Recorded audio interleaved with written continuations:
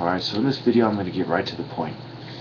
There's 6 videos that I made in the past that misrepresent me, and I'm going to speak on every one of them. The first one is ones that have to do with marijuana. Next is Morgan Hill videos, and then some issues that have to do with gangs and urban violence. Then one that had to do with a certain school that I attended. And the last 2 are about women and black superiority. So, all these videos were made during the same time period in my life when I was very stressed out and angry. I suffered a loss in the family, and some other things were going on in my life that, personal issues that were very serious. And so I was very stressed out from work and school and all these issues.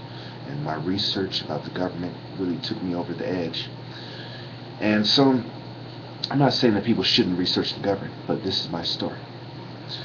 So, in the course of doing this, a lot of my YouTube videos had San Jose labels on them and got thousands of views.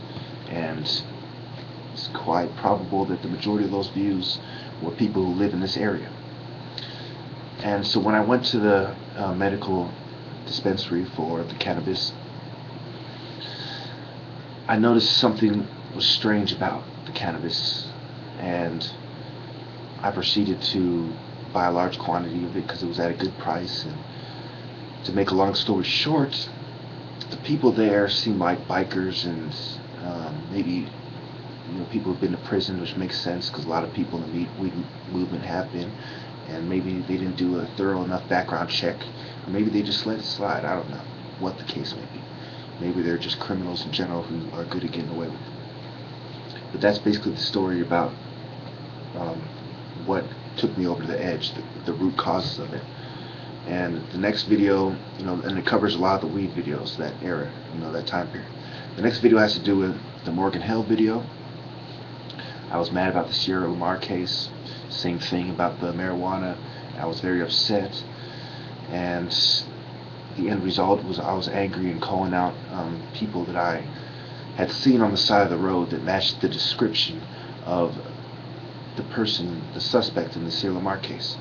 And there was somebody else with them, and I didn't know at the time that was the suspect. So when I got home, I felt the only thing I could do was make a video talking about him and people I felt were associated with him. And that also has to do with why I made a lot of videos about gangs.